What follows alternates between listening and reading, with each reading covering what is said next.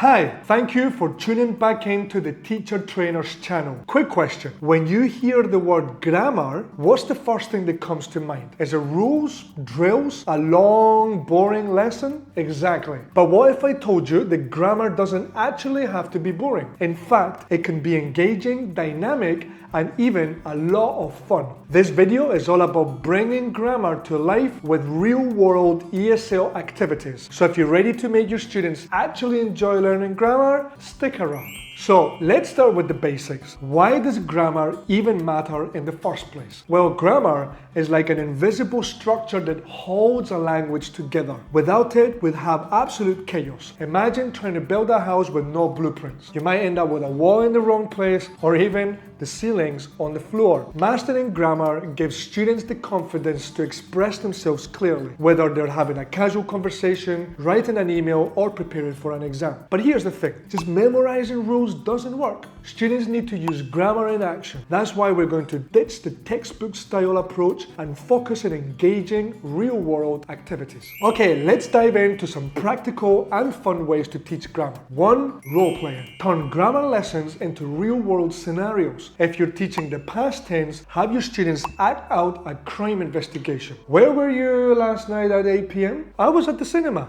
This forces students to use grammar naturally while keeping them engaged. Number 2, storytelling with a twist. Instead of just giving students a fill-in-the-gap exercise, have them create a collaborative story using the target grammar structure. For example, 4 conditionals. If I won the lottery, I would buy a and have the next student fill in the blank. It keeps the class interactive and reinforces the grammar in focus. Number 3, grammar games and puzzles. You'd be surprised how much students enjoy a good challenge. So try games like grammar bingo, but instead of numbers, use sentence structures. Board races. Write a sentence on the board but leave out the verb or preposition. Then students have to race to fill in the correct words. Grammar Jenga. Write different grammar challenges on Jenga blocks. When a student pulls out a block, they must complete the challenge before placing it on the top. This turns grammar into interactive experiences instead of just worksheet exercises. Next, we have news articles. A great way to analyze grammar in context is by looking at real headlines. Government to increase funding for education. Why is it to increase and not will increase? These small details help students understand grammar in action. Number 2, movie dialogues. Pick a short clip from movies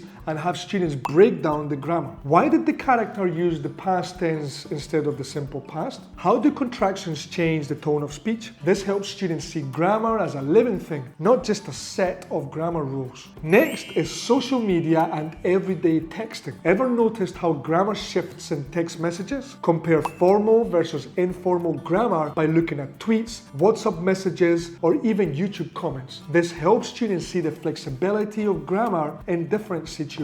Okay, so how do we make grammar lessons more effective? Use things like humor. A good laugh makes lessons much more memorable. Encourage collaboration. Pair work, group discussions make grammar feel more natural. Celebrate progress. Even small wins can help students stay motivated. Grammar should never feel like a chore. It's a tool for real-world communication. Okay, now, before we wrap up, I have a challenge for you. Drop a grammar topic in the comments that your students struggle with the most. I'll pick a few and turn them into a fun lesson idea for an upcoming video. And if you found this useful, please hit like, subscribe, and turn on the notifications for more creative ESL tips. See you in the next video, and as always, happy teaching.